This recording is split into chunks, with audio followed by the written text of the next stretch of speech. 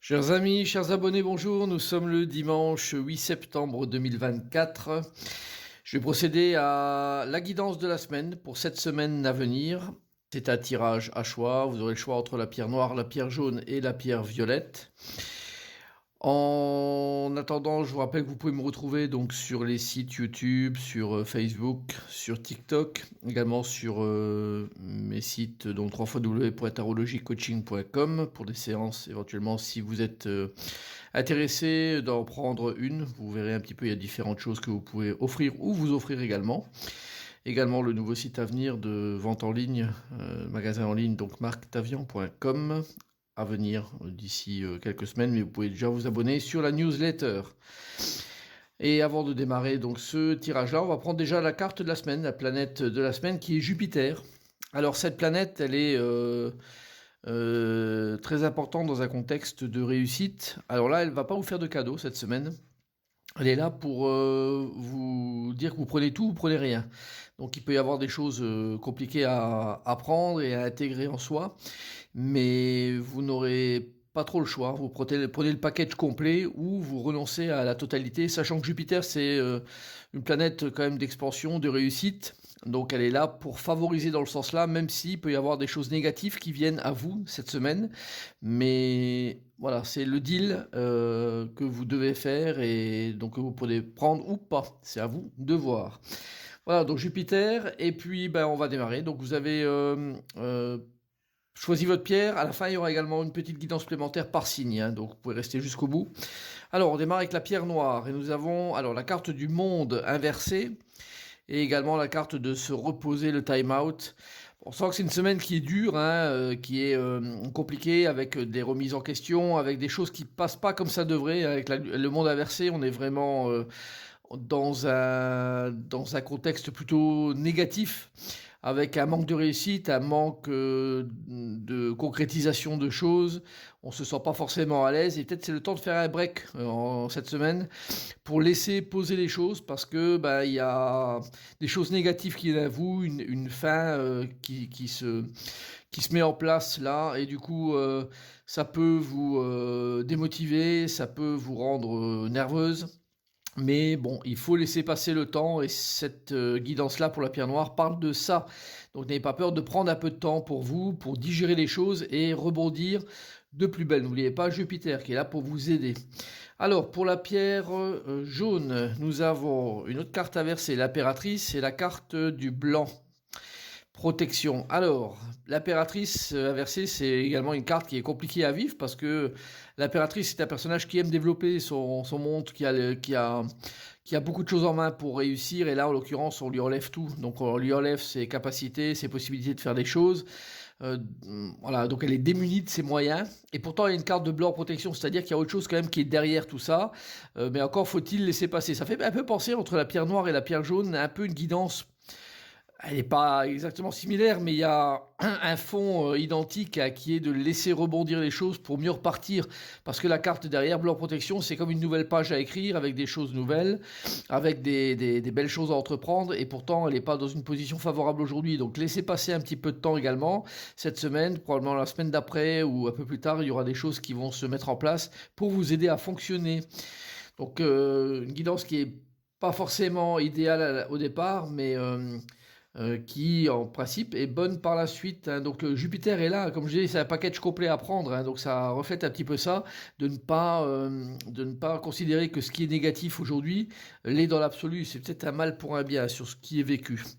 Alors la pierre violette, nous avons la force inversée, encore une carte inversée, et la carte de communiquer et de lien. Alors pour la force, on est aussi dans une dynamique qui est négative, avec une perte d'énergie, avec une perte de courage, la peur s'installe, on a du mal à faire des choses cette semaine.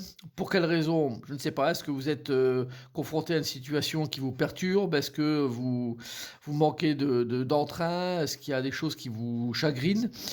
La carte de communiquer, Elia, c'est une excellente carte, hein, pour aider à reprendre un petit peu confiance, à reprendre du courage dans les choses, et à repartir sur des bases également qui sont des bases de relationnel. Donc le relationnel est très très important dans cette carte-là, et ces relations vous aident à repartir sur le bon pied. Donc pour vous qui avez pris la pierre violette, rebondissez également, Ne vous laissez pas submerger par les émotions de la force inversée et vous verrez que cette semaine finalement ne sera pas si mauvaise que ça si vous arrivez à prendre le bon bout et avec des personnes autour de vous. Communiquer, important.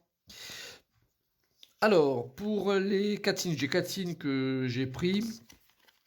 Il y a le lion, alors ça parle de se récompenser. Vous avez beaucoup donné de vous ces derniers temps, il faut maintenant penser à recevoir. Prenez le temps de vous récompenser de manière significative. Cet équilibre est essentiel pour conserver l'énergie, l'optimisme et la motivation à leur niveau le plus élevé. Alors Lion, voilà, on devient égoïste, personnel, c'est ce qui vous est demandé. Après avoir donné beaucoup de vous, vous vous récompensez vous-même, vous prenez tout pour vous. Ce n'est pas, je dirais, sans quelque chose de négatif qui peut être vécu de manière négative, mais au contraire, c'est quelque chose qu'on vous demande de faire aujourd'hui. Peut-être c'est un temps pour vous aujourd'hui, et voilà, le temps est devenu de vous récompenser, de vous satisfaire. C'est, je dirais, l'idée d'avoir tellement donné que peut-être cette semaine, c'est une semaine qui est axée sur, voilà, on se chouchoute, on se privilégie soi-même, et puis voilà, on ne pense qu'à soi. En tout cas, c'est ainsi que cette carte est vécue. N'ayez pas peur de suivre cette guidance, elle est là pour vous faire améliorer cette semaine de toute façon. Alors, nous avons la carte du Scorpion. Pour le Scorpion, c'est l'océan. L'océan bleu et profond parle à votre âme, vous calme et vous guérit.